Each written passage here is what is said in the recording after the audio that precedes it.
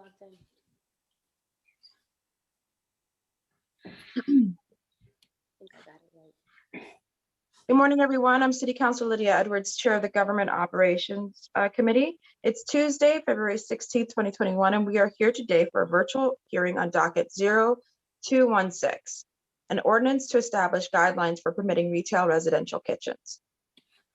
This matter was sponsored by Councilor Julia Mejia and was referred to the committee on January 27th, 2021. In accordance with Governor Baker's March 12th executive order, we're having this hearing on Zoom to balance our ability to do our jobs, but also with the public safety at this moment during the pandemic. The public may watch this hearing via live stream at www.boston.gov/city-council-tv and on Xfinity 8 RCN 82 Verizon 964. It will be rebroadcasted at a later date. For public testimony, written comments may be sent to the committee email at ccc.go@boston.gov and will be made a part of the record and available to all councilors. Quick summary of the ordinance. This ordinance will amend the City of Boston Code by allowing for retail residential kitchen permits to prepare cottage foods. Operators of retail residential kitchens would be required to comply with state sanitary code and would be subject to annual inspections by the Health Division of the city's Inspectional Services Department. Applicants for these permits would be required to obtain all necessary permits and regulatory approvals, including approvals from the ZBA or Zoning Board of Appeal. Participating today, we have Natalia Utube, Director of Small Business in the City of Boston. And for everyone, please, if I accidentally mispronounce your name, just simply let me know, or when we call on you, please correct me, and I do apologize in advance. Andre Entezari, who is an advocate for the residential kitchens. We have Irene Nakabonj Lugundi, a founder of Mani Juices, and Manisha Sethi, who is a technology engineer for Indelish. Yeah, okay. The committee also received emails, actually majority of the emails supporting this ordinance, or at least excited about the conversation, I will say. So I'm gonna, before I turn it over to Julia Mejia for opening remarks, I'm just gonna announce who has also joined us today in terms of my colleagues. In order of arrival, we have Councilor Flynn, Councilor Braden, Councilor Bach, and Councilor Flaherty. Councilor Mejia, when you're ready, feel free to do opening remarks and just letting people know how this will go. We'll have opening remarks from our colleagues. Then I'm going to actually have all of the panelists that I just announced go ahead and speak. Then I will check to see if there's anyone signed up for public testimony, allow some public to speak. And then we'll have a round with the councilors, which usually involves our questions and concerns or whatever comes to mind. And the lead sponsor will kick that off as well. So to the lead sponsor, Councilor Mejia. Thank you to the chair for holding this hearing. As the chair of the Committee of Small Business and Workforce Development, our office is committed to finding new ways for people to be able to start a business and earn capital. We've spoken to dozens of entrepreneurs across the city, and while owning a brick and mortar storefront is the dream of many, financially it's not an option that's available to many. This was an issue before the pandemic, and it's not going to go away anytime soon. That is why we're so lucky to have entrepreneurs and advocates like Andre, who approached our office looking to create systems that would allow for residential retail kitchens, which is the type of food operation that the Commonwealth of Massachusetts allows for, that allows people to prepare and sell certain types of food in their home. These certain types of foods, called cottage foods, are products that must be shelf stable, such as jams, baked goods, jerkies, etc. While in the future, we hope to find ways to expand the list of what foods you can make in your home, for now, we're simply implementing a law that the Commonwealth of Massachusetts has written it. Our ordinance does two main things. First, it creates the permitting process for at-home entrepreneurs who are interested in applying for a permit. We have been working closely with ISD, the Department of Small Business Development, to make sure this process is easy and affordable. Second, this ordinance outlines ways which the city can ensure what the products and the employees of the residential kitchens will follow all health code standards. We have had the pleasure of working alongside community active advocates and members of the mayor's administration on this. We look forward to holding this hearing and the following working sessions and passing something soon so that entrepreneurs across the city can begin to take advantage of retail residential kitchens. And I also would like to thank my colleagues who have joined us in the administration and the advocates that are going to be on the panel today. And thank you, Chairwoman Councillor Edwards, for always breaking it all down for us. Thank you very much. Thank you very much. And complete oversight, I apologize. We also have with us Commissioner Jack Dempsey and also Fire Marshal Brian Tully, who will, would you like to be part of the formal panel, or are you just here for questions? It's up to you. We could just ask a couple of questions if you don't mind when we get there. So it's not a big deal. Thank you for having us be part of this. Important that we are part of this conversation. So, okay, thank you. Thank you. So when we get to the round of questions, we'll just include you as part of the order. Perfect. So, Councillor Flynn. Thank you, Councillor Edwards and Councillor Mejia, to the panelists and City Council staff, Central staff as well. Councillor Edwards, I have no opening statement. I just want to, again, I know you did, but I want to acknowledge the Fire Commissioner and the men and women of the Fire Department for their extraordinary work in our city. Thank you, Councillor Edwards. Thank you. Councillor Braden. Good morning, Madam Chair. I don't have any opening statement at this point. I just want to thank everyone for bringing this issue forward, especially Andre, who spoke with us. I think we were about to evacuate from City Hall last year when he brought this issue to our attention. I'm really delighted to see that it's moving forward with the support of Councillor Mejia, and I look forward to the conversation this morning. Thank you. Thank you. Councillor Bach. Thank you, Madam Chair. Also want to thank all the city agencies, ISD, Fire, Small Business for being on today.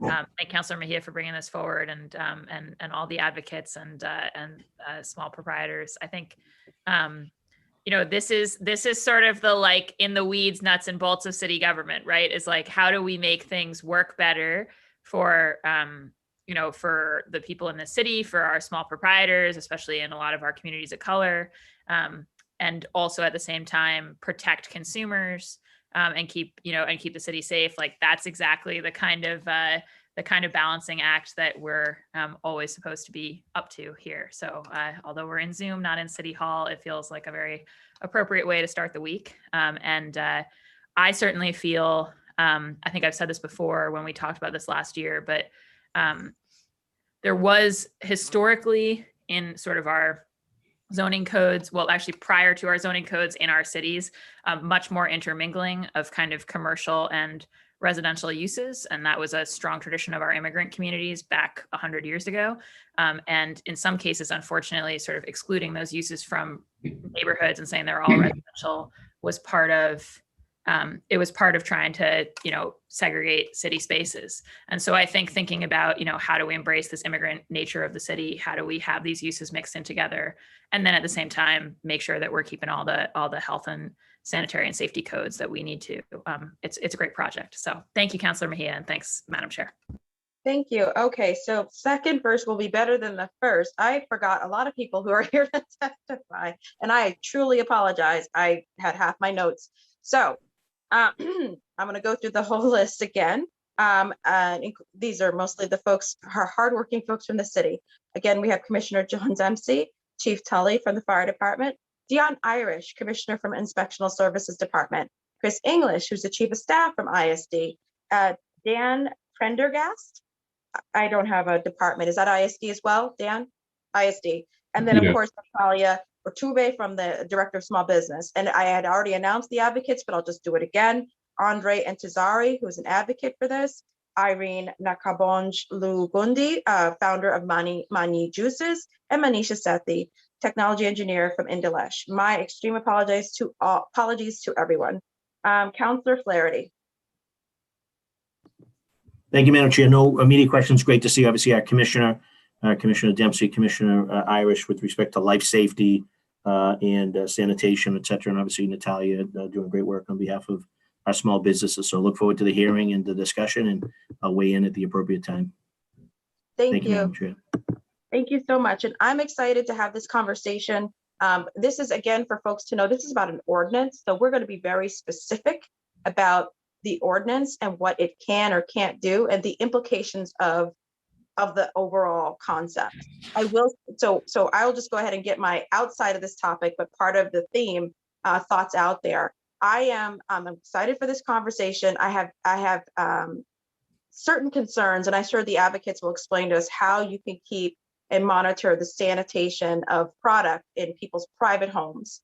I am concerned, or at least would want to know, how does this impact the landlord-tenant relationship if they're becoming a commercial entity in an apartment, in a triple decker, for example. I'm curious about that.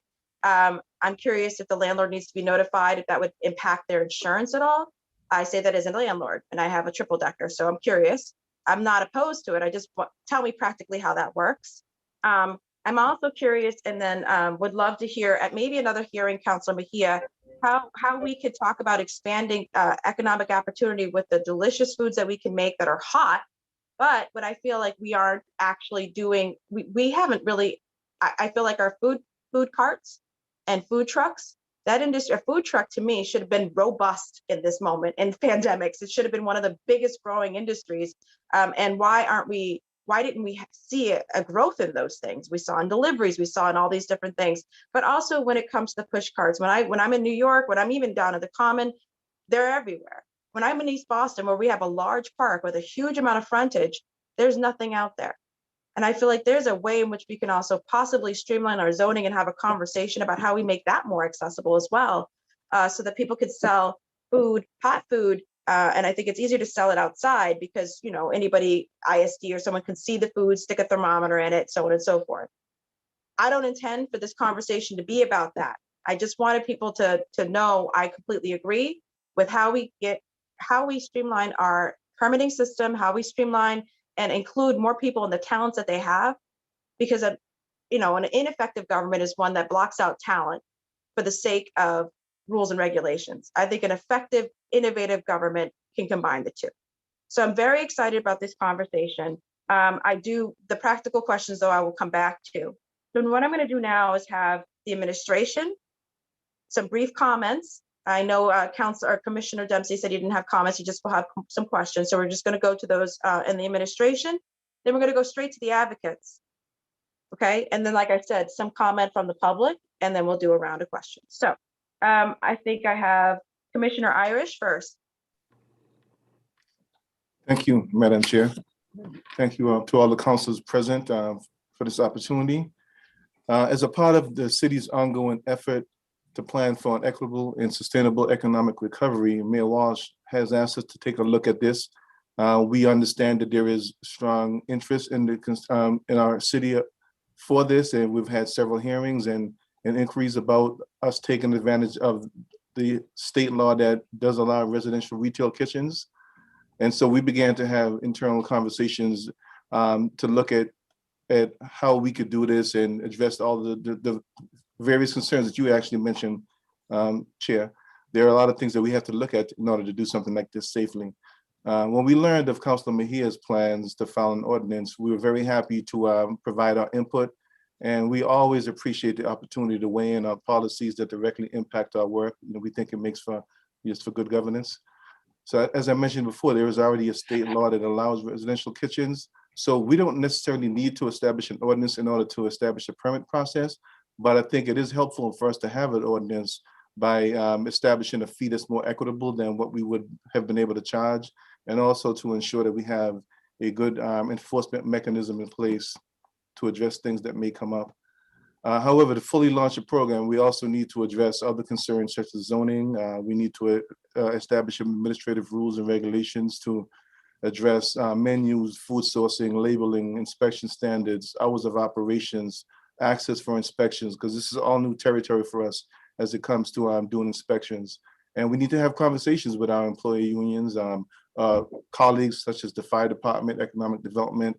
So I think we are looking forward to having robust conversations in order to establish a program that's safe for all, that's accessible for all, in a multilingual way that we can provide access, guidance, and assistance. Clearly, we want to educate folks so that they clearly understand what you can actually produce in a residential retail kitchen.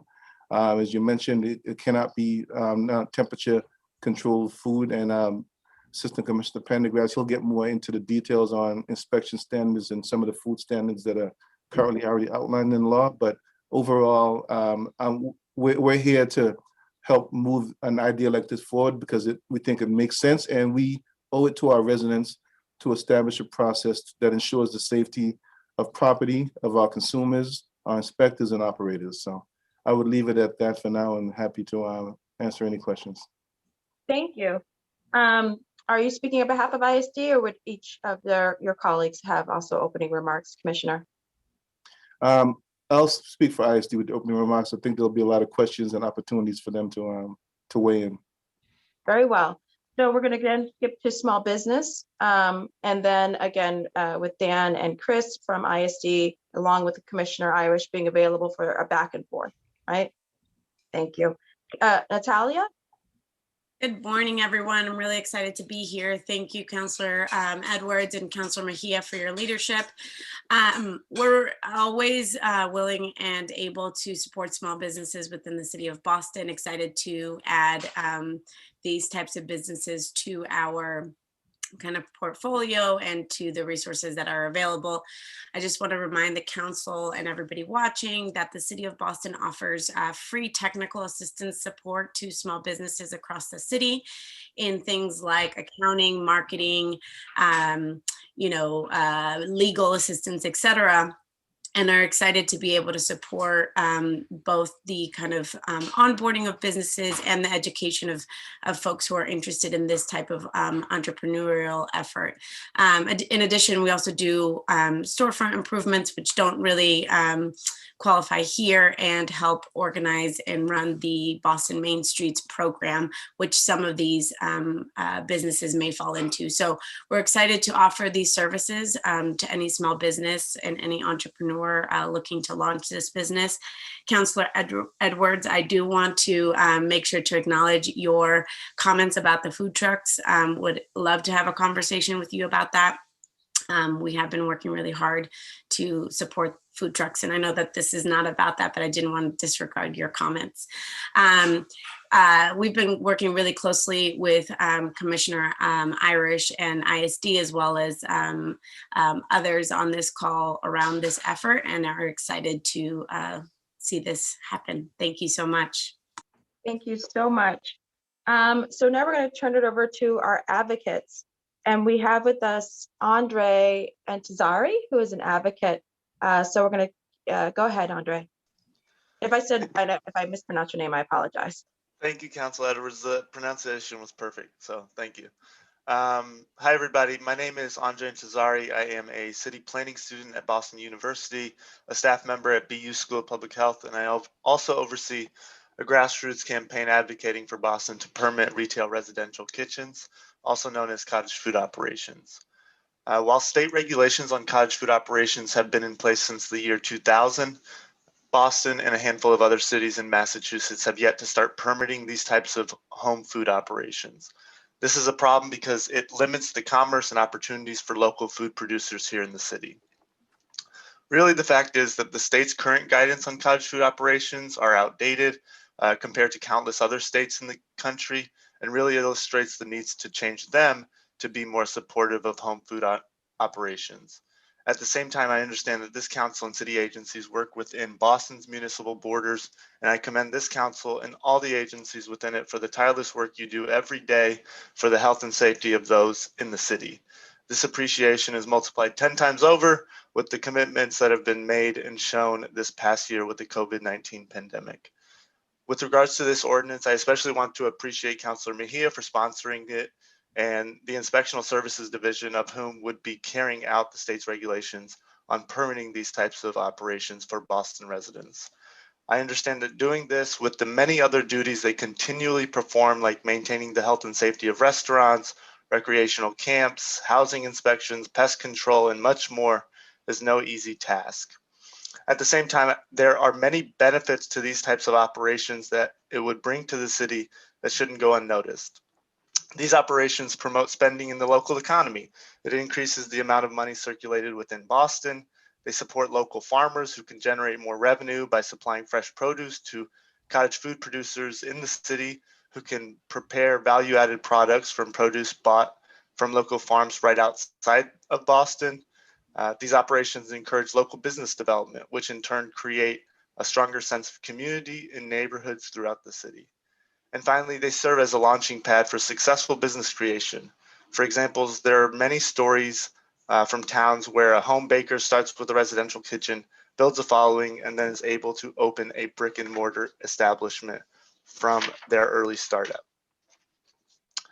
I'm hopeful that these guidelines can come with complementary resources that were previously mentioned with regards to prospective applicants who can know what cottage foods are, educational materials on guidance, procedures in place, and small business support, as previously was mentioned, including workshops and small business grants for interested local food producers. Finally, I encourage this committee, Boston City Council, Inspectional Services Division, the Small Business Office, and if necessary, BPDA to move swiftly on establishing these guidelines for local food producers and consumers as the city continues to establish better ways to provide opportunities for their residents. Thank you very much. Thank you. Irene?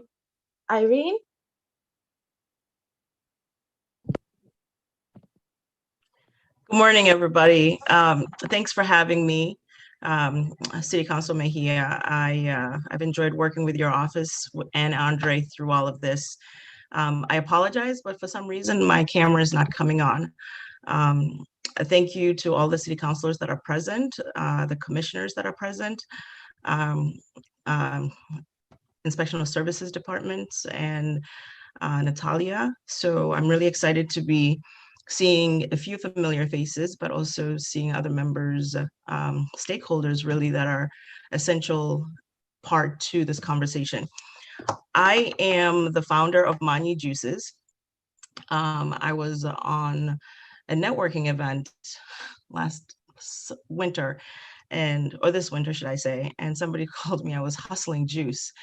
And I was that retail residential kitchen entrepreneur that we are representing and talking about today.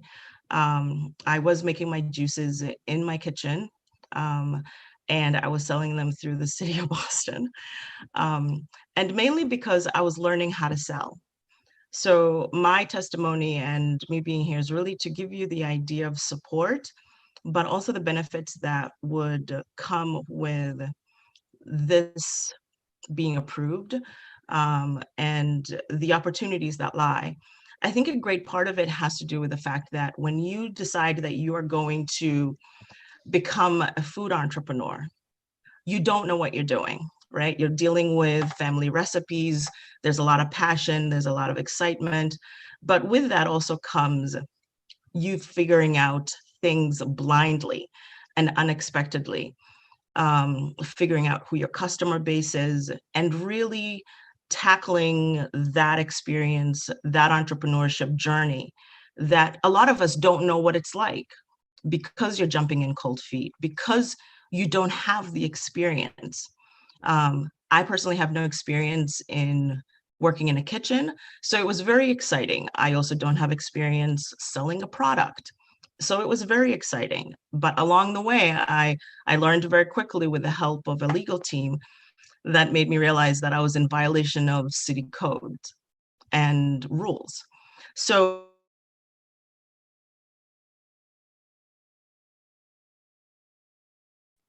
I think we've lost Yeah, sound. I can't. Hello? Hi, Irene. We can't hear you. Okay. and most importantly, cost. Cost is a major component of this.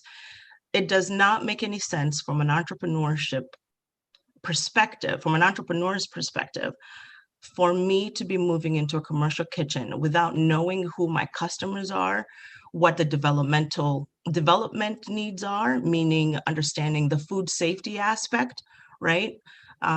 Understanding the permitting process, and understanding your markets.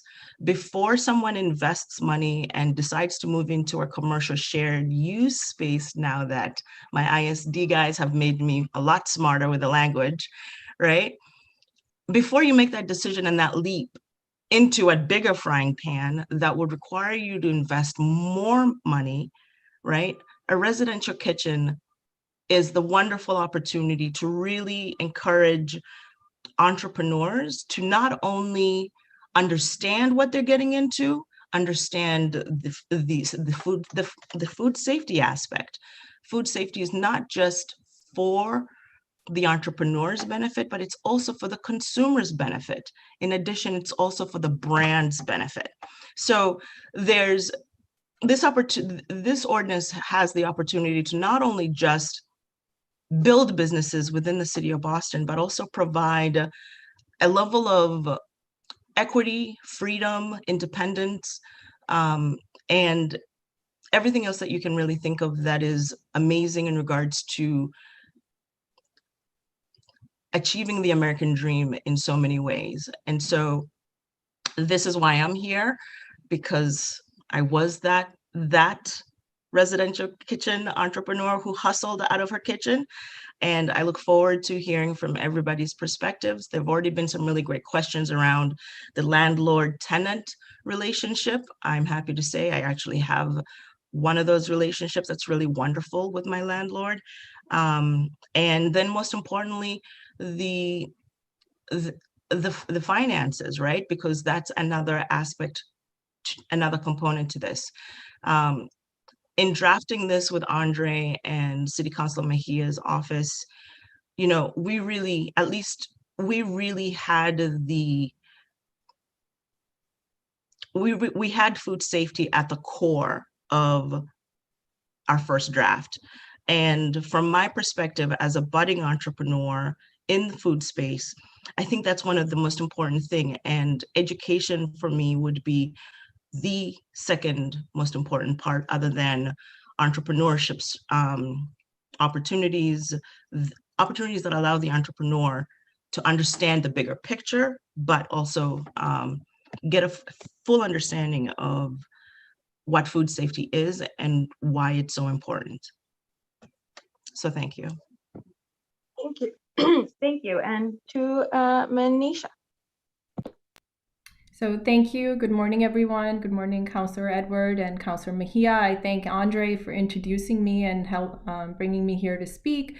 As an intro, my name is Manisha Sethi Verma. I am a Wellesley, Mass resident. I have been in the Boston area for about 25 years. I am very vested into all of the economic development that's happened in Boston for those years. Although I've worked for a major corporation in technology, I have also operated 2 Subway franchises about 10 years back, one in Hyde Park and Northeastern University. I also come from a long line of family restaurant businesses in the city of Pittsburgh, where I'm originally from. My parents have operated multiple restaurants there for about 25 years as well. So thank you for having me. And I am in the process of launching a tech platform that will serve as an online marketplace where consumers and home cooks can be joined together within their communities. I have done vast market research, and through that research, through Chatham University in Pittsburgh, through Drexel's Food Lab, we feel providing a path for home chefs to gain even greater economic independence by allowing them to generate additional income from an existing skill set, such as cooking, is greatly needed, especially in light of the pandemic. We also believe more people need access to earn income by participating in a new type of shared economy without the added expense of infrastructure. Irene just spoke, and I can echo her comments that when an entrepreneur in the food business is trying to set out and actually establish themselves, it is hard to add on expenses of infrastructure and other things without really knowing whether they'll be truly successful. Small scale and micro enterprises are an important tool for those who may want to grow their business that would otherwise not have access to sufficient capital to enter the commercial food industry. I applaud and wholeheartedly support the petition here to enable retail residential kitchens in the city of Boston. As you probably already know, I think there's laws in about 49 states and Washington, D.C. that allow for cottage food sales, but these laws vary widely as to what types of foods, producers, and sales they allow. Some of Councillor Edwards, you had really brought up some really great questions. I would ask this committee to also look at what is known as MEHKOs, Micro Enterprise Home Kitchen Operations, which were enabled in California by AB 626 in 2018 and amended by AB 377 in 2019.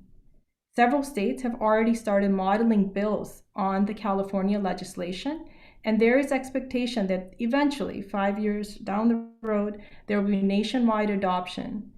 So far, there has been a model that has been developed for legislation and equity framework and legislative toolkit. I'm working with the Institute of Justice as well as the Cook Alliance, that's COOK, out of California, to provide effective legislation in other states. A lot of the questions that are posed here are answered through this legislation, including liability, insurance, what the inspections, sort of the cadence of the inspections looks like. So I would ask that they do that. In my own tech platform, I have been approached by about 40 or 50 cottage food entrepreneurs who are looking for a marketplace to learn how to run a business, to be able to get online quicker, to be able to know what permitting they need and so forth. And that is what I'm endeavoring to do. So thank you for having me. Thank you. And just to give everyone, because I think one of the things I'm learning to do better is to make sure that we're all clear about what we're talking about. Cottage foods, I just looked up a basic definition to give people some examples. And they include loaf breads, rolls, biscuits, candies, confections, cakes, pastries, not with cream or any dairy product inside them, cookies, honey, jams, jellies, preserves. I have dry herbs, seasonings, mixtures, homemade pasta, cereals, trail mixes, vinegar, flavored vinegars, popcorn balls.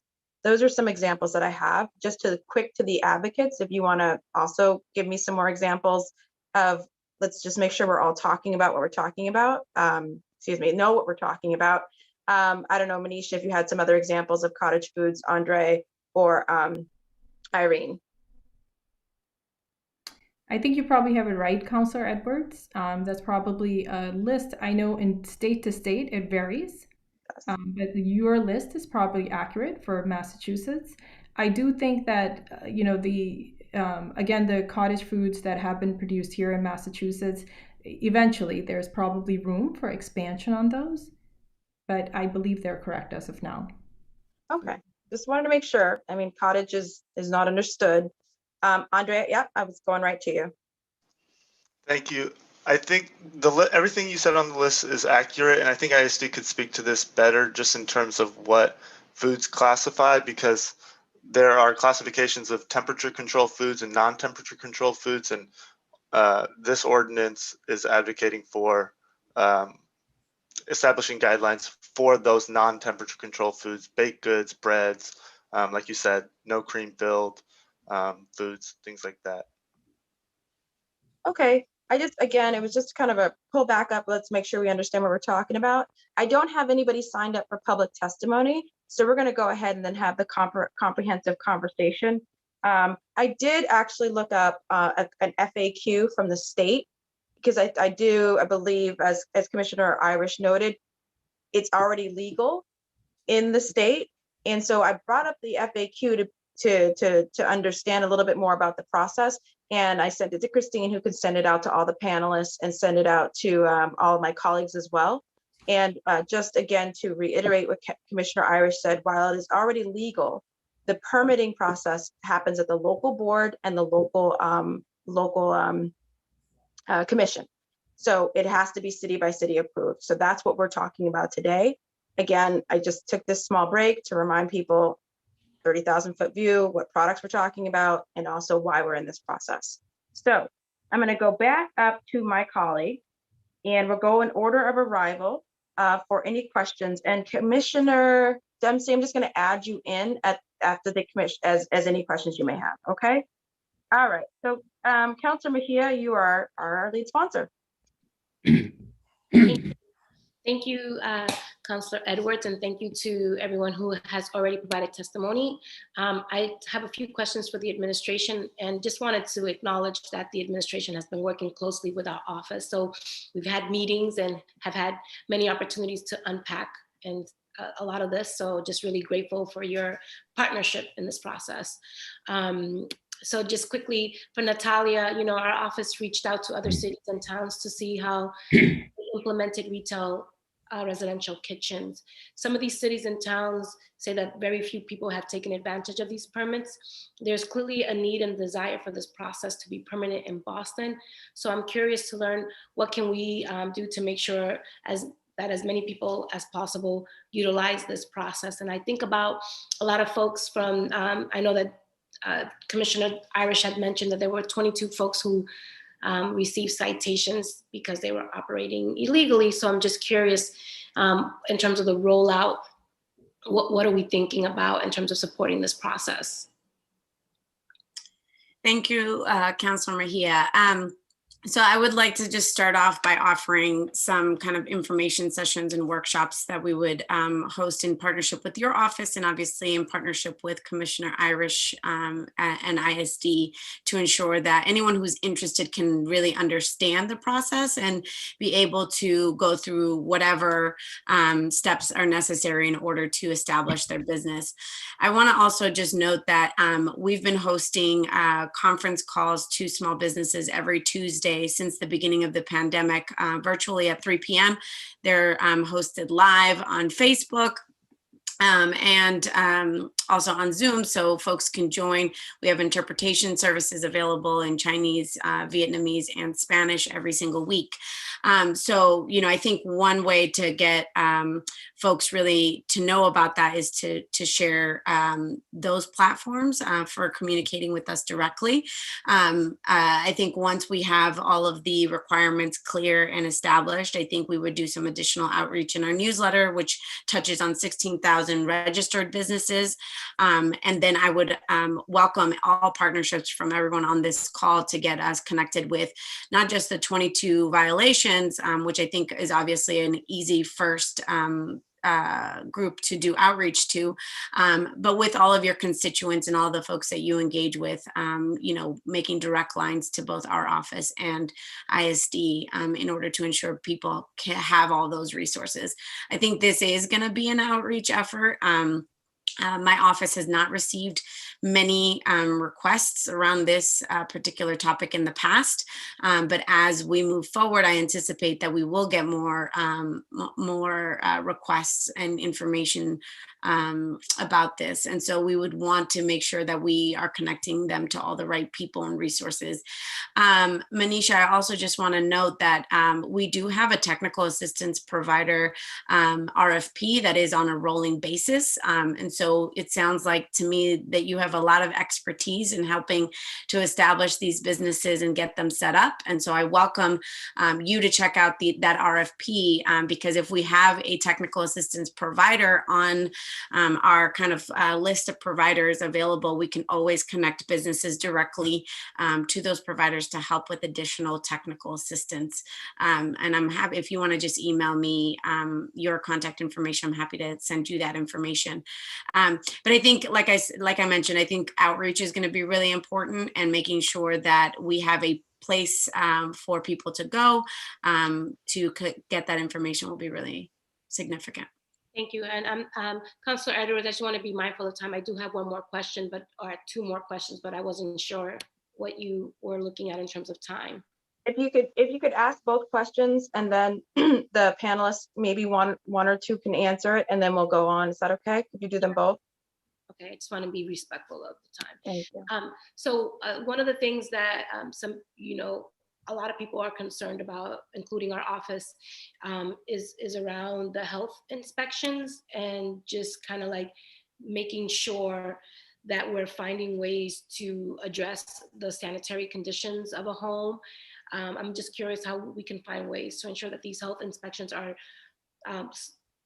slowly to address the sanitary conditions of the kitchen, or if there's other things that we need to be mindful of.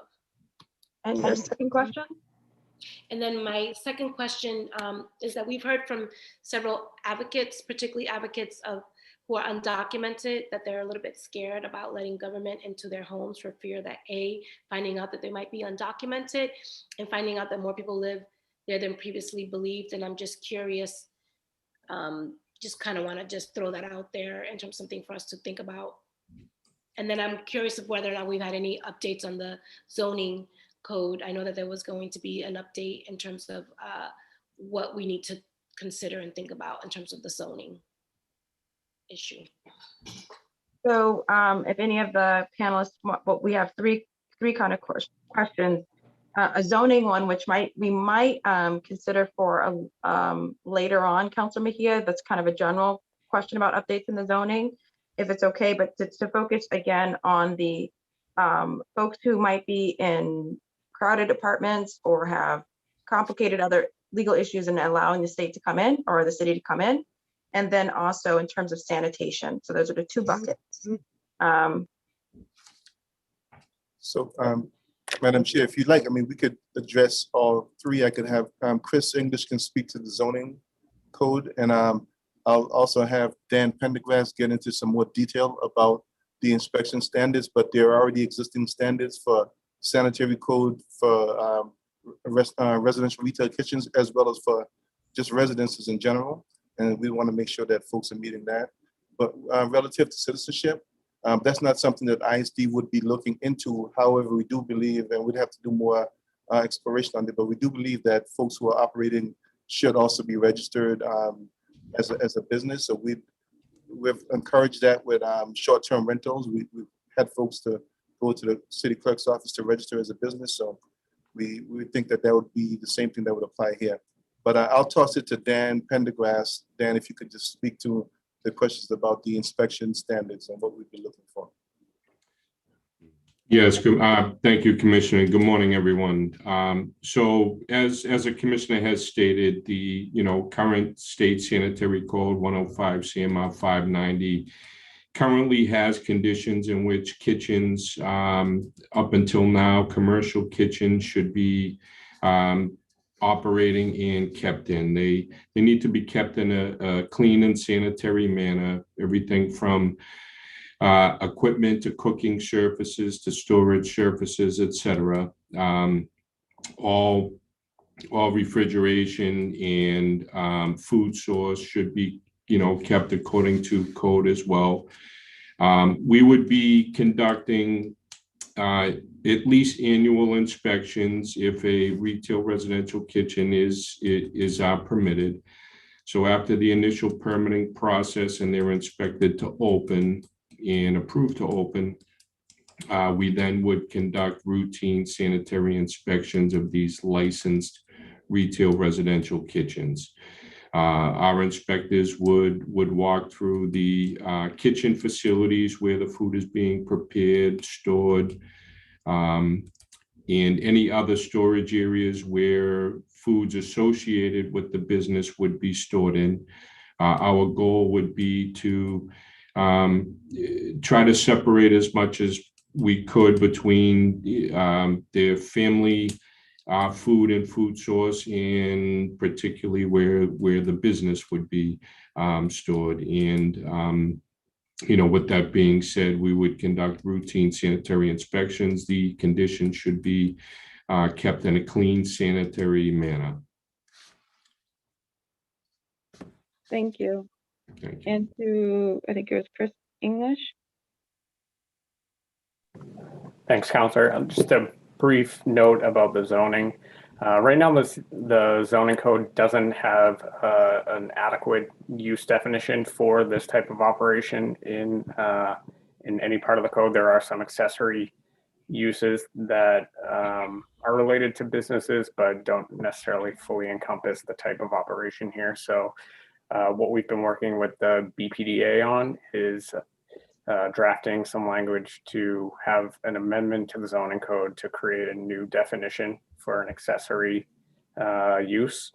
That would then, we would also update the neighborhood tables to make this, to define where this use is conditional, forbidden, and allowed. That process would have to go through the BPDA board and the zoning commission, as you're aware, but that would allow us to really, fully cover this type of operation in a home, but also involve the community in a public review process when applications come forward, similar to other ZBA proposals. Thank you. I see, Irene, you've raised your hand. Were you going to be answering one of the questions from Council Mejia? I am.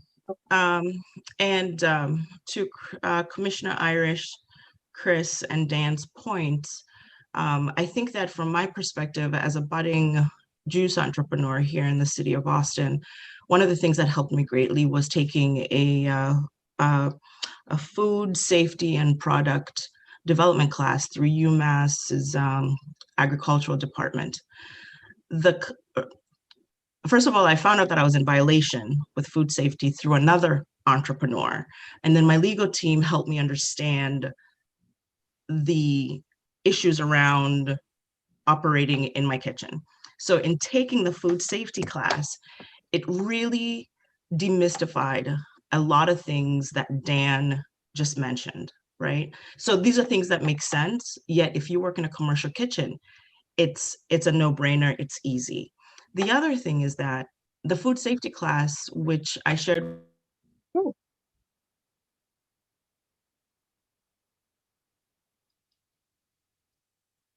I can't hear Irene. I think we've lost Sandy. Oh, sorry. Go ahead. Sorry. So with based on Commissioner Irish and Dan and Chris's comments in regards to the food safety aspect, I think a lot of us who are in this space that don't know what we have to do, we can be easily intimidated by the sanitary requirements. And one of the things that has helped me through this process is taking a class that's it's called Food Safety and Product Development through UMass's agricultural school. And honestly, I nerded out with so much joy because it talks about current GMP practices, to Dan's point, how the space, how your kitchen or your workstation should be cleaned, it should be maintained, how you separate different equipment from other surfaces. It's just a wonderful opportunity for anybody, which a lot of food entrepreneurs are not privy to this class. And so I think that one of the things that would be really essential in addressing the sanitation requirement would be encouraging the entrepreneur or requiring the entrepreneur that they take this class, because it does demystify everything that you think is scary about the food safety aspect and sanitation of the space. Thank you very much. Manisha, if you could, I see your hand is raised, and then we want to get through other city councilors. Manisha, your hand is raised. I think you froze on my screen. I'm going to go ahead and go down the line for councilors. But Manisha, when you get back, I will call you on you to answer. I don't know what happened. It's just technical things. It's the world we live in today. Councilor Flynn is, I think he said he's all set on question. Councilor Braden. I had a quick question about if the entrepreneur lives in rental property, what sort of permissions would they need to get, and insurance coverage from their landlords?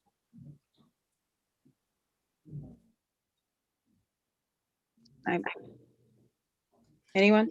Yes, we definitely would want to ensure that the owner has granted permission to renters, but we think the zoning process will also address that, because the owner would need to apply for the relief through the zoning process.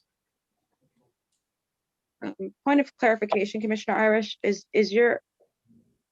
so my understanding is if my tenant wants to do it, I'm the one who has to apply for the zoning relief?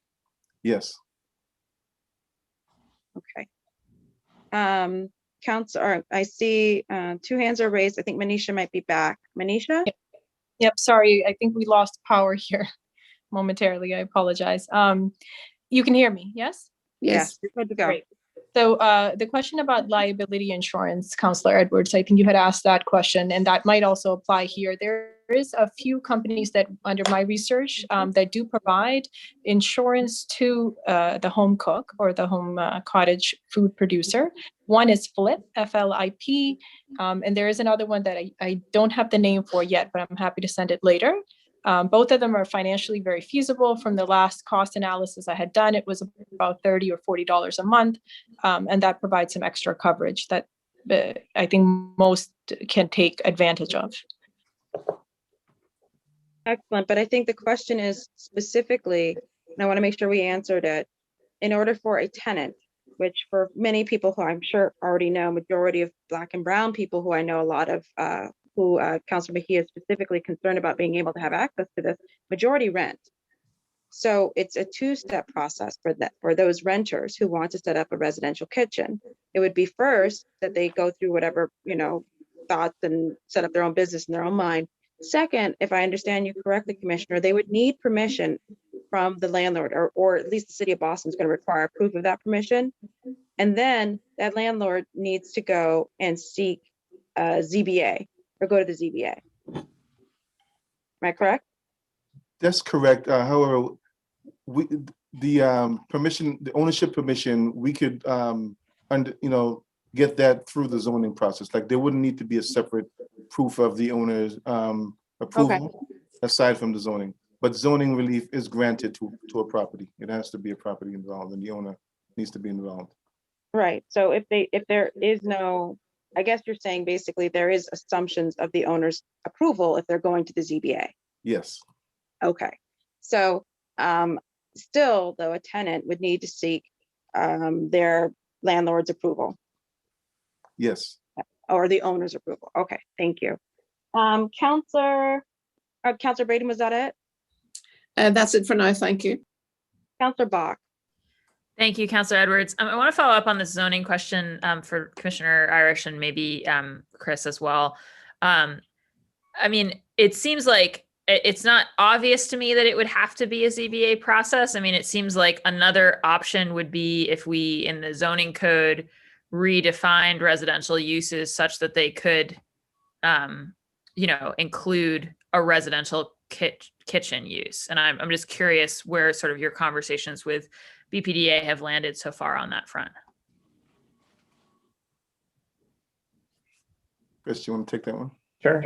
I think we would include this, and the discussion has been so far as an accessory use to a residential use. So not necessarily changing the residential use of the particular unit, but adding in sort of this accessory use for business purposes.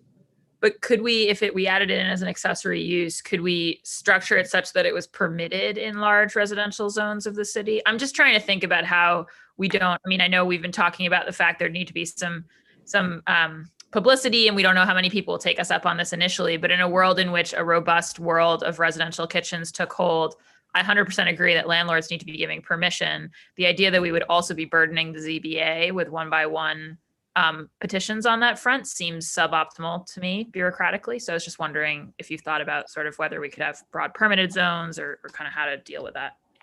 I think the BPDA is definitely taking a look at that. One other option we've talked about is having these types of applications be part of the ZBA subcommittee hearings. And they sort of fit in that smaller change because it's simply a change of use, no work to be done for the most part. So sort of trying to accelerate the review and approval process that way. Maybe the best of both worlds to have it separated out, but also an easier process. But certainly up for discussion. I mean, I don't think anything's final.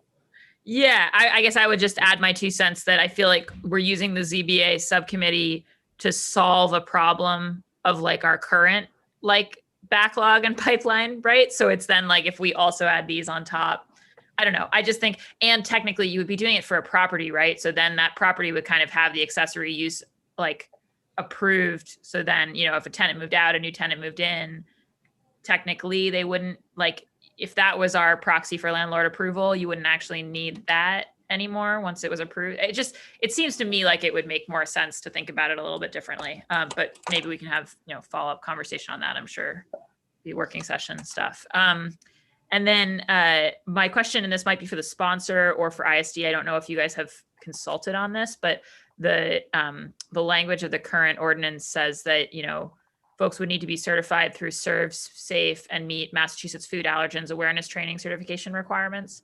I just wondered if those two trainings, like, is that coming out of the state sanitary code? Is there like, how did we pick those trainings? Are there others? I mean, I'm just thinking about the testimony we just heard about, you know, a useful one. So just trying to understand how we got to those two. Yeah, so the Certified Food Protection Manager course is required as part of having a health permit. What we do here at ISD is we provide a list to new potential businesses, permit holders, where there are certified food safety consultants that are sponsored and approved on the Mass Department of Public Health website in order to offer this certified food protection management training. So it offers a number of different venues in which people can do it, and, you know, different languages and other things to try to help folks. And as far as the allergen awareness training, again, it's sponsored through the Mass Department of Public Health website, where there are some agencies that offer this online training. So the difference between the Certified Food Protection Management training and the allergen awareness training is the allergen awareness training is, you know, strictly watching a video on the types and the importance of food allergies in food. And therefore, once it's completed, a certificate would be issued to the person who applied to do so. And just to confirm, so it sounds like these are the two trainings that ISD would want the people to have. Correct. In order, moving forward, in order for a person or a business to get a retail residential kitchen license, we would want them to provide who the Certified Food Protection Manager is with a copy of their certificate. And that person should also be trained in the allergen awareness training as well. Correct. Great. And then can I ask you, in terms of, and this again could be for ISD, could be for the sponsor, in terms of the retail aspect of these kitchens, so they're preparing cottage foods for retail sale. Is the presumption that in licensing these, we're also sort of licensing them as places for people to come and make that transaction? Do you see what I'm saying? Like, are these retail kitchens, so we know they're the back of the house, but are they also the front of the house, is I guess what I'm asking? Or is the vision that, you know, that they're doing delivery or that they're producing things that then might get sold somewhere else around the city? Like, to what extent are we sort of, what's our formal position we're taking on that retail aspect by doing this? So the purpose and the thought behind the cottage food or a retail residential kitchen would be for direct sales to the public through multiple venues, whether it's online ordering, delivery, say through a second or a third party app, or preparing the food and selling, say, from a farmer's market. So the differentiation between a retail residential kitchen would be selling directly to the public or the consumer. If a cottage, you know, kitchen would want to sell directly to another business, that would require separate and additional licensing, which they would have to get a wholesale license with the Mass Department of Public Health. Got it. And what about if I want to sell to the public, but I want to kind of like, open up a window in my house and sell out of the window to folks stopping by? Is that allowable under this? That may be a question best answered with the zoning piece of it. Mr. Bach, I believe the language is direct to consumer in the state FAQ I sent around, and I am of the same mindset. I'm not sure what direct to consumer means in terms, maybe that's for us to fill in as Dan was saying, but just want to let you know that was. Yeah, I think it's a relevant question whether people would whether it would become a place also that people might queue and purchase things and such. I imagine that will come up. Great. I think sorry, Commissioner. Just want to add, so yeah, that is something that I think that zoning would also be helpful when addressing that. Although we're having this conversation about establishing a permitting process, we do have one resident who's already ahead of us and went to ZBA and got a variance for a residential type kitchen. And the decision on that was that they could have delivery, I believe it's delivery only, if I'm correct, Chris. That's correct. Where is this person? I know it's in the south end. Okay. I don't have the exact address. Lydia really wanted that entrepreneur to be an Eastie person, but I'm about to get some fresh jams down the street. I'm just saying. Anyway, Councilor Bach, if we can. Can I lodge one more question? You can, yes. Which is just if the commissioner could speak to, so section F of section 1 says the Commissioner of Inspection Services shall promulgate rules and regs necessary to implement and enforce the provisions of this section. I'm just wondering sort of what ISD thinks the kind of scale of promulgation is there. Like, is it something where most of the rules and regs are in that sanitary code that's referenced above, and so it's going to be relatively simple? Is it kind of like a big apparatus? Like, what would the expectation in terms of workload and such be for the department? It's difficult to predict the workload, given that we're not sure how many people will take advantage of this. But in terms of additional regulation that we need to enact, a lot of it's already codified in the state, on the state level. But then there'd be some Boston specific things that we would want to look to include. We want to make sure there's language that folks are agreeing that they're going to give us consent, right? When we need to do inspections.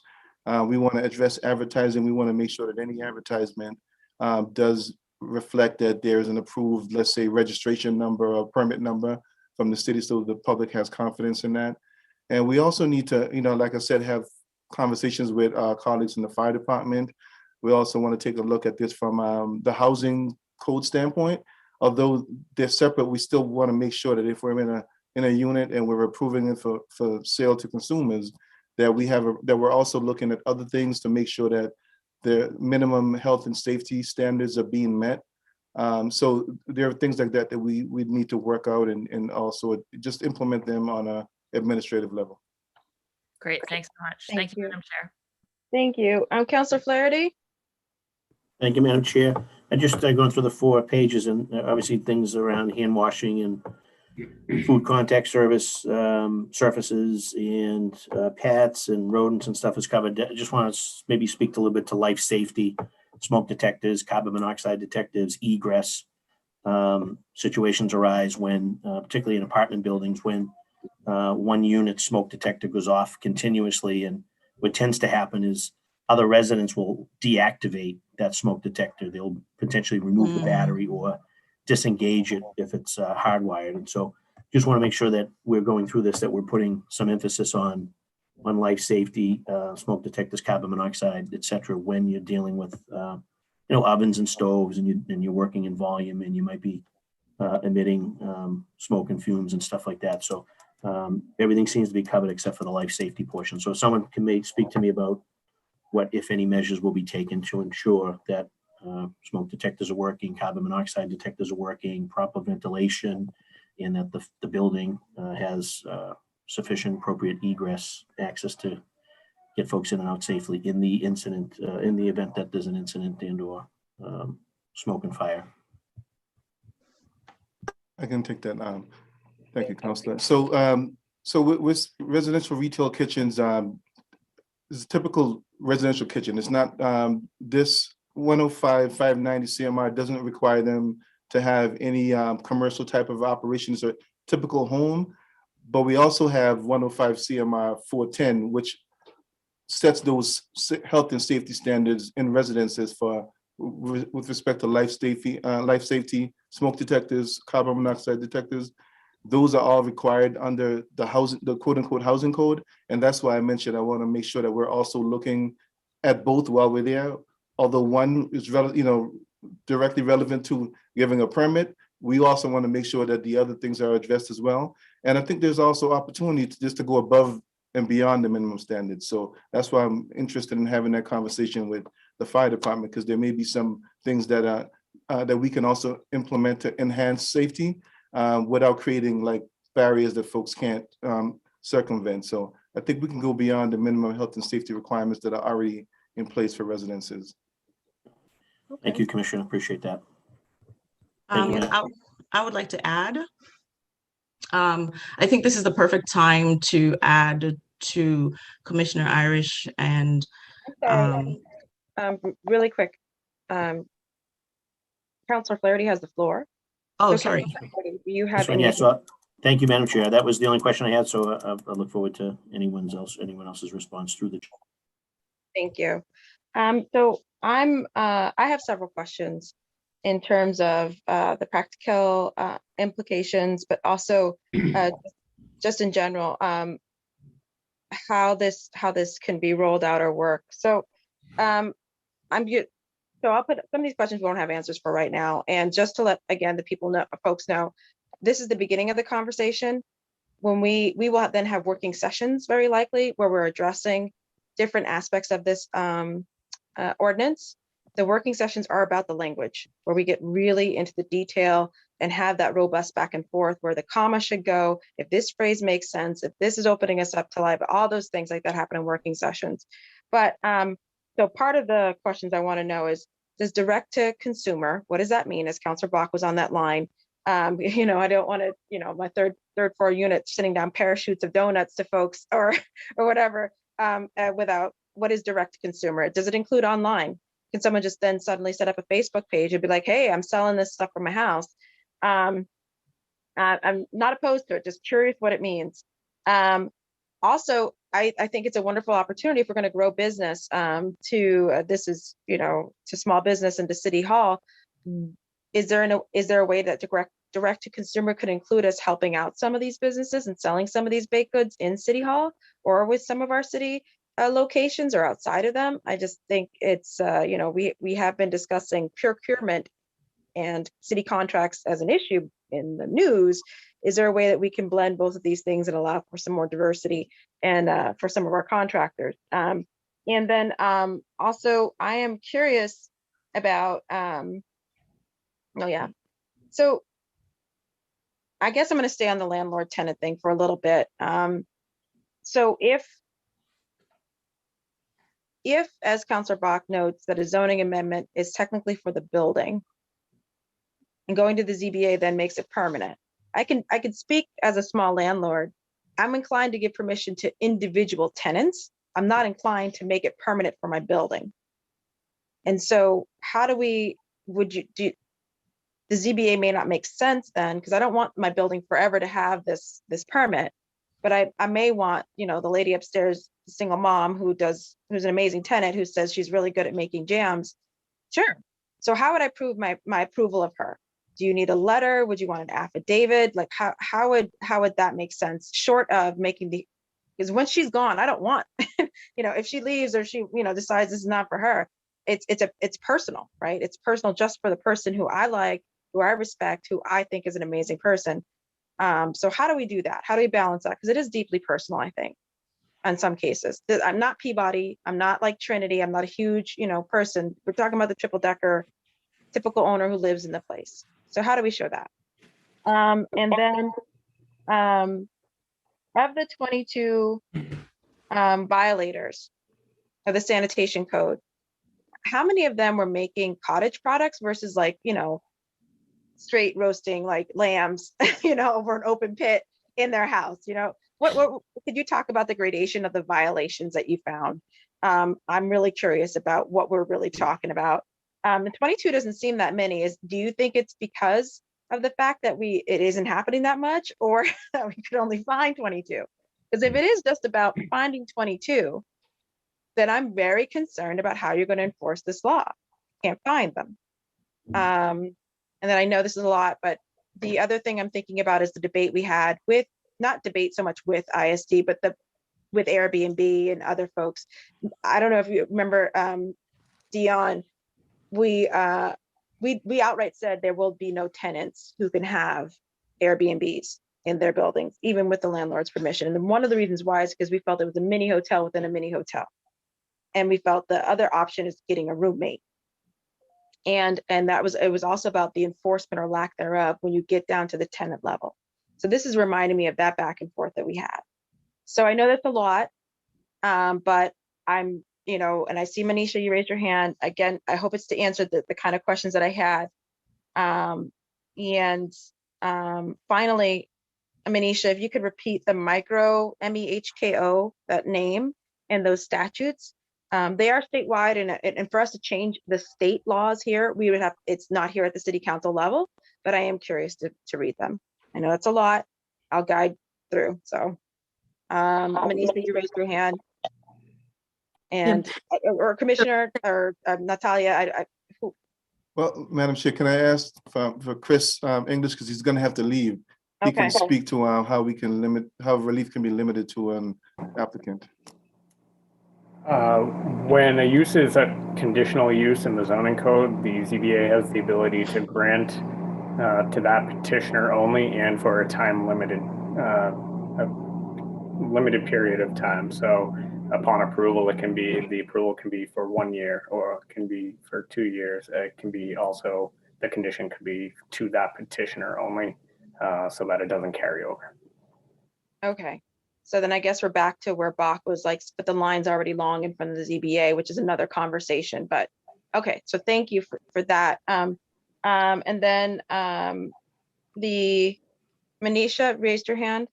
Councilor Edward, I also have to run at 11:30. If it's okay with you, I'd like to just address the other point that you had asked. Yeah. So I think part of our role in small business is to make sure that businesses are prepared for those opportunities, like to sell, whether it's through farmers markets or through B2B, or at City Hall. So part of what we would do is we would work with businesses to develop kind of their business plans, and we can do that through either one-on-one TA or look at projections over time, after they're established. I think as it pertains to procurement, I think obviously if there are large enough contracts or large enough procurement opportunities for some of these businesses, we would walk them through that. I think in particular for minority and women who are establishing these types of businesses, we would want to get them through the certification process, so that they can be counted towards those numbers. But obviously that's at a larger scale, and we would need to do a lot of kind of work with individual businesses, but we would be happy to offer the technical assistance that is required for those businesses. It obviously gets more in the weeds, and it's very dependent on the individual businesses, but yes, that is absolutely something we would offer. Thank you. Before either of you have to go, I don't know if you can address what the 22 violations look like, the gravity of them. So I don't have specifics on that, but I can say that, I know we testified previously that we had 22 complaints. I don't believe we've issued any violations, right? And from the complaints that I've seen, some of those folks would not be able to fit under this particular program because the food that they were making and selling would not comply with cottage food definitions. Okay. Well, thank you so much, Natalia and Chris, if you have to go. Manisha? Yes, thank you, Councilor Edwards. So I'll start off with the latter question that you had, which was just stating what the bill was. That's MEHKO. That's what is known in California, Micro Enterprise Home Kitchen Operations, enabled by AB 626 in 2018, amended by AB 377 in 2019. I don't have a direct answer to some of your questions just yet.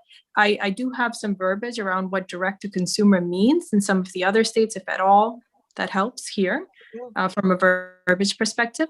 I will say for my research with the Cook Alliance that the 22 violations that are being questioned here, when they had done some preliminary research on how many kitchens were operating without a license in California, there was about 50,000 found. And Massachusetts is 1/5 the size of California. So I can tell you there's probably about 20,000 here also. I will say that they're posing, as far as we know, no direct threat to consumers, but that's a question I asked of the ISD, all respectfully. Has there, besides the complaints, has there ever been a foodborne illness that has been reported out of any of these unlicensed kitchens or complaints? Is there an illness that has been reported, or is it a complaint? That's just a curiosity question. Before we go there, I actually know what. Go ahead, Commissioner. I apologize. Dan Pendergrass, can you respond? Yes, thank you, Manisha. So to our knowledge, there have been no tie-in directly to a particular instance of foodborne illness or any foodborne illness outbreak. These residential businesses have been brought to the attention of ISD Health via complaints, and there have been no link or proven link to a foodborne illness outbreak at this time. Thank you. Welcome. Very quickly then, I guess my last question is to ISD. I think Natalia may have left. So do you support this? Is this something you look, I mean, I know it's legal statewide, but do you support creating the process for this and making it real in Boston? And as I said earlier, I think we owe it to our residents to tackle the challenges, to create a permitting process. So we do support it, but there's still a lot of work to be done, a lot of questions to be answered. Thank you. Wonderful. I would just echo Commissioner Irish's sentiment. I have the floor, and then Commissioner Dempsey will be going next. So thank you so much. I just wanted to appreciate the summary of some of the ISD and concerns that we have. And then I'm going to turn it over to Commissioner Dempsey, who had asked to be part of the questions conversation. Thank you, Madam Chair. Thank you, Council Flaherty and Commissioner Irish. Both of you has addressed a lot of the issues that we would have. So a lot of this that we need to be cautious here is not to over-regulate. And I'm glad to hear that ISD has most of the permitting under control. So fire has some concerns, and mostly we're going to probably be anticipating that there'll be more cooking fires, basically because these are non-commercial appliances, and when you overuse a residential appliance, it leads to breakdowns and buildup and whatever. So that's one of the concerns. And as Council Flaherty said, the smoke detectors is going to be another big issue. We've had fatalities with people taking the batteries out or disabling detectors. So that's going to be a big concern. So knowing all that, and mind you, I'm just making a statement instead of the questions now, because most of them got answered. But so what I think we will work closely with ISD on this whole process. And I think from the fire department point, we can have our fire ed education unit maybe do a flyer or something to go along with whatever the applications or whatever, highlighting the fire safety concerns that people need to keep in mind. So there's not really a huge role in this from the fire department standpoint, other than I think where it's new, we're gonna find things as they come up. So, and hopefully they won't be serious, and then we can make adjustments as this moves along. One of the things from the outside point of the building, where we would be concerned with on some of these small streets, like in East Boston and whatever, if people start double parking to pick up their product and whatever. So it's, it sounds not that major, but if we're trying to get by and the street's blocked, that is an issue. So other than that, I think the fire marshal will be working with ISD, and that's all I have for now. Thank you. Thank you, and I apologize. Irene wasn't trying to get a word, and it was actually Natalia. So I apologize to both Irene and to Natalia, who, if she's still here, if you had a comment or response. I know I said your name actually, so my apologies to both women. Is she not here? Yeah, Natalia's gone. Oh, well, my apologies. I see Fire Marshal Tully has raised his hand. Go ahead. Thank you very much, Council, for inviting us today in this important topic. Echoing Commissioner Dempsey, my questions early on, they kind of were answered by Councilor Bach. She brought it up, like how does the retail end of the kitchen work? Am I coming through? Because you look like you're frozen. You look okay. You're fine. Yeah, I was just wondering. I didn't mean it that way. I didn't mean yeah, you look fine. I mean, you're coming through. Okay, great. My question was the retail end of it. If in fact the cottage kitchens are going to be allowed to sell food, by appointment, but you are coming to their house to actually pick up the breads or the jellies or the pickled whatever. Double parking, that would definitely be a public safety concern, not only for the fire department but for ambulances. We are in like public works, even in the winter with plowing streets. In the where we live, we have to deal with snowbanks, and then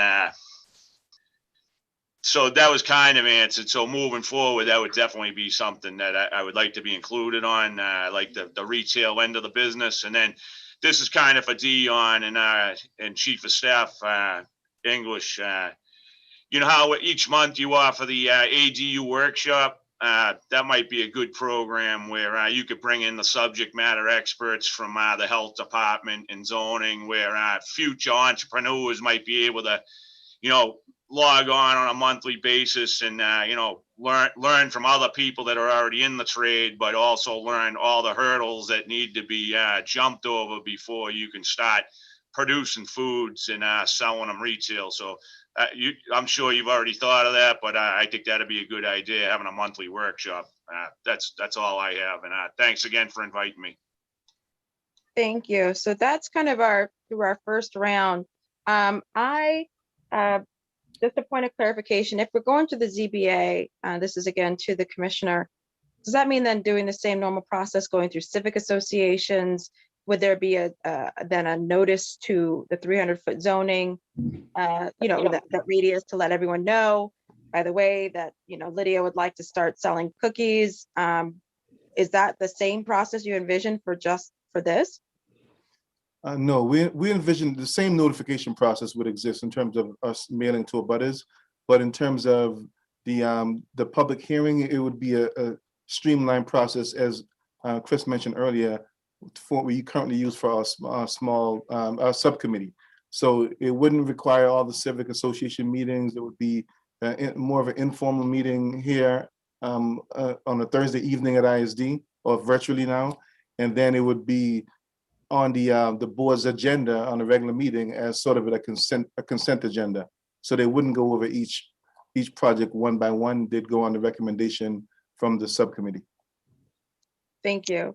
So at this point, we can go back through a round. I would encourage, if my colleagues if we don't have again, to know this conversation is going to continue. We're going to keep it in committee to have exactly what Commissioner Dempsey and Commissioner Irish have noted, a robust understanding of the permitting process. I think we need to finish that sentence and at least understand where they're going before we push for an ordinance that allows for the permitting process.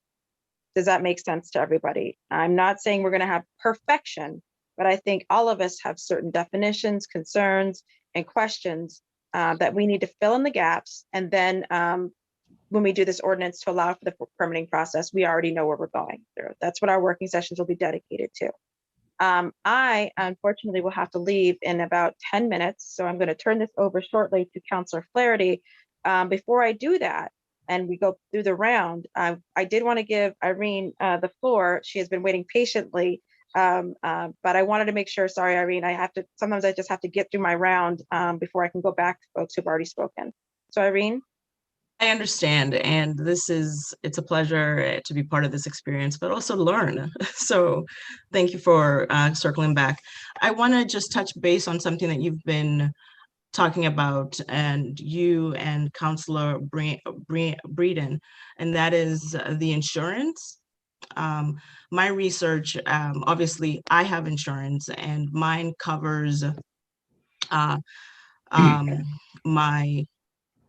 it covers the business, it covers flooding, it covers if anybody gets slips and falls.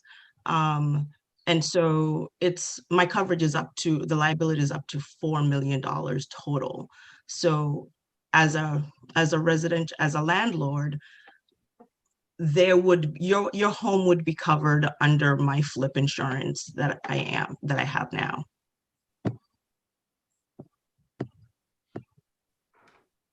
Thank you. That's extremely informative. And I think that is, again, one of the things we could work out in a working session is how to approach your landlord about this idea, right? And how to make sure that they are fully understood. Because, when you first hear about home kitchens, your reaction is, oh my God, what are they going to be cooking? How often? Is it becoming a mini restaurant in the house, right? That's your first reaction. This is incredibly informative for me too, to understand how limited the definition is, that they're gonna, all of these different things. And the other thing that I think is very important is, and Irene, your insurance, does it cover like general liability? So if someone slips and falls coming into my house to get your cookies or to get your juices, does your insurance cover that, or is it just with the product itself? So flip is $300 a year, and you actually have to pay it up front. So that's number one. Number two, the general liability, the way they have it, it's for the way that they described it to me, someone trips or falls, but I'm assuming that it would have to do with them coming in and working in and around my space. There's product liability, and that's $2 million. And then there's personal business equipment, that's 10. And then there's damage to premise rented. So that's up to 300,000. This covers any damage I cause to the commercial, to a commercial space, as well as my space that I'm working in, my apartment. Extremely informative. Thank you so much. And maybe we can get a sample of a policy that we could look at as well. If it covers your unit, but if smoke were to come in to another person's unit, it wouldn't cover that unit, I'm understanding. Or how do we prove that they're coming to get cookies from you and not just a general invitee? But this is the problem when you have a law degree. You just have a bunch of useless information and questions that come with it. So my apologies for that. But I'm excited about this. So I'm gonna turn it over for another round. Councilor Braden has raised her hand. Councilor Braden. Thank you, Madam Chair. I had a question. Not everyone will be able to avail themselves of a residential kitchen. I was wondering if there's a possibility of exploring other locations like community centers or church kitchens that could also be permitted to allow these entrepreneurs to have access to a an inspected, food safe facility in a community in a community center or a church kitchen that they could avail of. Is that something we should also explore while we're investigating this? Because not everyone will be able to do it in their home. Councillor Braden, just so for our clarification, do you mean, for example, if there's a Sacred Heart in East Boston has a large kitchen downstairs, and would you then that kitchen could be made available, certified, and I as an individual get a permit to cook there on Mondays, for example, then you get the permit to cook there on Tuesdays, and is that what you're saying? Shared kitchen space? Shared kitchen space. I know we do have collaborative kitchens, but I think shared kitchen space when some of these, exactly that scenario. I know of a church community here in Austin Brighton. A Brazilian woman approached them to ask if she could prepare foods to take to the Caribbean Festival. And she did it for a few years, and then they discovered that it was illegal and she wasn't able to do it anymore. So I just think that that's another potential outlet, that not somebody who maybe does it on a seasonal basis rather than a year-round operation. But I just think it's that level of flexibility and responsiveness to economic empowerment that we're trying to offer to our many in our immigrant community as a way to get a foothold and establish their business in Boston. Understood. I see that the lead sponsor has raised her hand, and so is Manisha. Councilor Mejia, do you mind if I go to Manisha, and then we'll just go back through to you and the other colleagues? Well, I thought we were doing the second round of questions, so I wasn't sure if you needed us to raise our hands or you were going to go in the order which we came in through. That's why I wasn't sure what the process was, because normally you do that, so I wasn't sure. Right. I am going to go through the second round, but Braden raised her hand, so I called on her. Okay. And so we're waiting. Okay. Manisha? Yeah, to be quick, I just have an answer for Councilor Braden's query. Through Craft Foods, CRAFT, out of Chatham University, they are performing some research for me today that will show GIS mapping, so where kitchens are, as long as they're been publicly advertised as shared kitchen spaces. Churches may or may not be included, because sometimes churches, I know here in Wellesley, they only do it if you're actually a nonprofit. If you're a profit, they're unable to do it. And then every health department has their own regulations. But they will perform some extensive research, which will show shared kitchen spaces that are publicly advertised as viable uses. So thank you. Thank you. Dan has raised his hand. If you want to go ahead and answer the question, then we're going to go through again, Councilor Mejia and Councilor Braden, Bach, Flaherty for any concluding remarks. Councilor Flaherty will, in about 3 minutes, will take over as the chair, or will chair this to conclusion. But Dan, go ahead. Yeah, thank you, Councilor Edwards. And I just want to add on to Councilor Breeden's question, about shared kitchens. The city of Boston does currently have 2 permitted and licensed shared use kitchen facilities here in Boston. One of them is Commonwealth Kitchens, which operates on Quincy Street, 196 Quincy Street here in Dorchester. And the other one is First Baptist Church, 633 Center Street in Jamaica Plain. They've both achieved and obtained the appropriate use and occupancy zoning issues in order to do that. And they've also gone through all the health code requirements and operational procedures to do so. So there are currently a couple of locations available.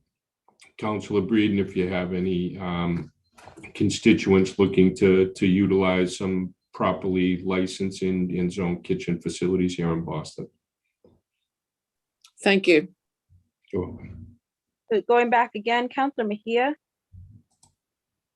Yes, thank you for that. And I think that you know, I come into these spaces with a can-do attitude. I believe everything and anything is possible when we're really serious about trying to remove barriers and creating space for people to really have financial and economic success. So I'm really grateful to my colleagues and all their thoughtful questions to help us unpack what we need to do to get there. So really thankful, especially a shout out to Kenzie, Councilor Bach, who always brings it. Yo, I'm gonna have to hire you, Kenzie, because you always got the right questions. But so really quick in regards to just residential kitchens, this is for Manisha. I'm just curious in your experience,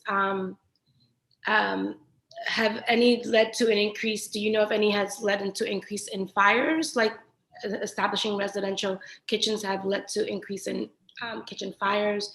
And also, what are other cities and states doing when it comes to the landlord-tenant relationship? I mean, I'm also a landlord, and I'm curious about what that relationship would look like. And as someone who knows how important it is to create as many opportunities for people to be able to thrive in the city, would just like to know any recommendations that you have to share with us to kind of smooth out that relationship. So is this a question for me, Councilor Mejia? All of them for you. Okay. The last question, landlord-tenant relationship and what other states or other places have done to address this. I don't have that offhand, but I will send it to you. The text that I have has been in the realm of private residences. So I'm sure that there are other uses of this where there's a rented facility such as this. So I will get back to you after this. Leading to fires, no, I have never heard in my view, neither from the Cook Alliance or from other states and places that this is actually legally allowed. Utah and Colorado are also following, by the way, in California's movement, that it has resulted in fires or residential fires. I do believe in part that may be because they are limited to the amount that they can sell. So in California, and as an example, I believe there's a cap of $50,000 per year. And if they graduate past that mark, they have to graduate to a commercial kitchen because it's not viable to produce that much out of a residential kitchen. And I'm sorry, your third question, was that about economic viability? Yeah. So yes, for economic viability, I have, in California alone through the Cook Alliance, this has led, when I mentioned the 50,000 or so kitchens that were not licensed properly, after it was actually legally cleared, that 50,000, not only did it increased, meaning the number of kitchens that actually wanted the license, because all of a sudden it was legal. It was more people were feeling that they had another way of generating income. And a lot of those, and I have research that shows this, a lot of those communities are those marginalized communities. So stay-at-home mothers, non-speaking and non-English speaking immigrants, women, underrepresented minorities. The pandemic really allowed all of the unemployed chefs and restaurant workers, of which there are, I think, 2.4 million at this point, grandparents, retirees. I mean, I can go on and on. There's members of nonprofit organizations. So again, these are skill sets that people already have. They don't have to go back to school for. They're made available for them to utilize and earn some sort of income. So I can only speak highly for all the research that's come in for numbers that this is economically very beneficial to multiple communities. Thank you for that. Andre, I see your hand up. Thank you. Just very briefly, I know Councilor Edwards mentioned the nitty-gritty of future working sessions, but I think this is an opportunity, especially with the landlord-tenant relationship, to lean on other nearby cities and towns that currently permit these types of operations to learn more about their process, so that we can pull what works for Boston and tailor that accordingly. Thank you. Thank you, Andre. Any further questions from my colleagues? Councilor Bach. Thanks so much, Councilor Flaherty. I just wanted to enter, it's more of a comment, but it's for a follow-up in our working session. My instinct is that the sort of zoning related issues will be most relevant if there is in fact pickup happening at the establishment. And my instinct is that there you're going to have some of the issues the fire department raised and you're more likely, frankly, to have strong neighbor opinion. I think, and so my instinct is like, okay, maybe we have to do that, a zoning thing vis-a-vis making them an actual establishment that somebody can come to as a customer and pick something up at. But on the other hand, I think that if someone is producing something in their kitchen, if we're taking care of all this health issue and the inspection issue and stuff, my instinct is that having that go through the ZBA on a one-by-one basis is not a good use of time. Of administrative time, of regulatory time, because it seems like all the important regulatory pieces we're going to be taken care of in other ways. So I just want to flag for ISD that I think we should really think about that before overburdening the ZBA. And I also just think that to avoid a potential tenant, I think it's one thing to have a conversation with your landlord. It's another thing to feel like you need to acquire a zoning lawyer. So I just want to flag that for further conversation, because to me, those feel like two very different questions depending on whether that pickup's going to happen on the site or not. So thank you, Councillor Flaherty, and thank you to everybody for speaking today. Very good. And then any last comments from our commissioners or the fire marshal before we close it out with the lead sponsor? Commissioner Dempsey has stepped away. Fire Marshal Tully, any final comments? Thank you, Council Flaherty. No, I just, I mean, we've covered a lot of ground today. I think, Council Edwards said this is kind of like the tip of the iceberg, I guess, where there'll be more discussion to have.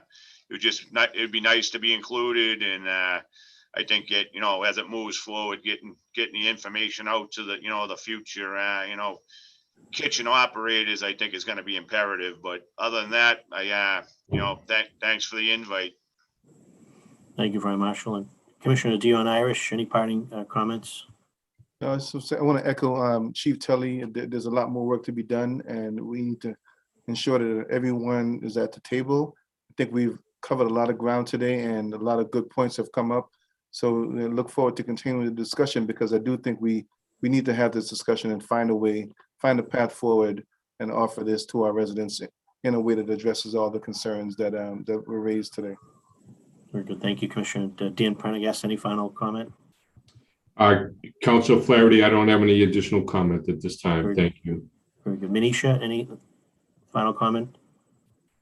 Thank you very much. No more. Thank you. Very good. And Andre, any final comments? Just a thank you to everybody. Very good. And I see that we still have Chantal Lima is on. If Chantal has any final comment? No, thank you. Very good. So over to the lead sponsor and architect, Julie Mejia, if you want to end the hearing with any final comments on your ordinance.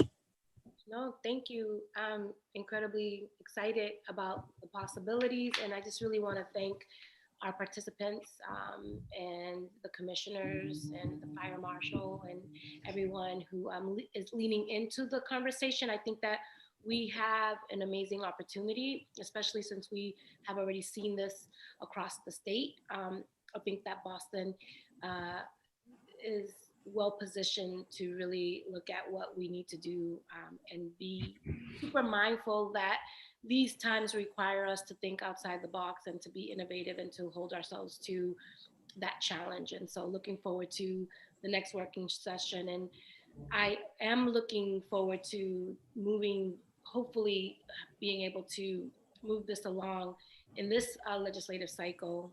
I don't think that, what we're asking and what we're trying to unpack here is going to keep us held hostage for a year or two while folks are continuing to juggle to make their ends meet. So I think we have a responsibility and an opportunity to show what government looks like when we are serious about moving things forward and putting our best foot forward and to ensure that we can expedite this in a timely and efficient, and also being really thoughtful while we go about it. So thank you all for your participation and for bringing great questions and answers to the space. Thank you, Councilor Mejia. And as indicated by the chair, she wishes to work with the lead sponsor in scheduling a working session. So on behalf of the chair, Councilor Edwards, want to thank the invited panelists, the invited guests, and obviously my colleagues for their participation. And with respect to docket 0216, it's an ordinance. And it is for residential retail kitchens. The Committee on Government Operations is adjourned. Have a great day, everybody. Thank you. Wow. Thank you. Thank you. Thank you, everyone. All right, thank you.